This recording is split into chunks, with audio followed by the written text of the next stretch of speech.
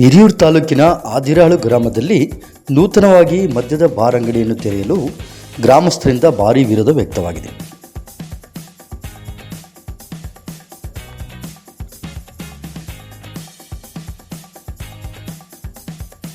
ಕಾರಣಕ್ಕೂ ಗ್ರಾಮದಲ್ಲಿ ಮದ್ಯದ ಬಾರ್ ಅಂಗಡಿಯನ್ನು ತೆರೆಯಲು ಅವಕಾಶ ನೀಡುವುದಿಲ್ಲವೆಂದು ಗ್ರಾಮಸ್ಥರು ಪಟ್ಟು ಹಿಡಿದು ಮೊನ್ನೆಯಷ್ಟೇ ಹಿರಿಯೂರು ಕಾಂಗ್ರೆಸ್ ಕಚೇರಿಗೆ ಆಗಮಿಸಿದ ಗ್ರಾಮಸ್ಥರು ಮಾಜಿ ಶಾಸಕರಾದ ಶ್ರೀಮತಿ ಪೂರ್ಣಿಮಾ ಶ್ರೀನಿವಾಸರವರಿಗೆ ಹಾಗೂ ಶಾಸಕರಾದ ರಘುಮೂರ್ತಿಯವರಿಗೆ, ಶಾಸಕರಾದ ವೀರೇಂದ್ರ ಪಪ್ಪಿಯವರಿಗೆ ಮನವಿಯೊಂದನ್ನು ಸಲ್ಲಿಸಿ ಸಂಬಂಧಪಟ್ಟವರಿಗೆ ಸೂಚನೆ ನೀಡಬೇಕೆಂದು ಪಟ್ಟು ಹಿಡಿದಿದ್ದಾರೆ.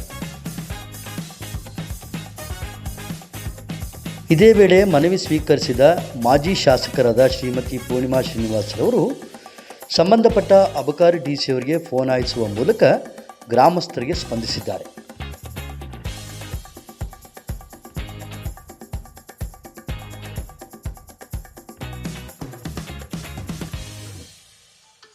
ಹಾಗೆಯೇ ವಿಡಿಯೋ ಲೈಕ್ ಮಾಡಿ, ಶೇರ್ ಮಾಡಿ, ಸಬ್ಸ್ಕ್ರೈಬ್ ಆಗೋದನ್ನು ಮರಿಬೇಡಿ.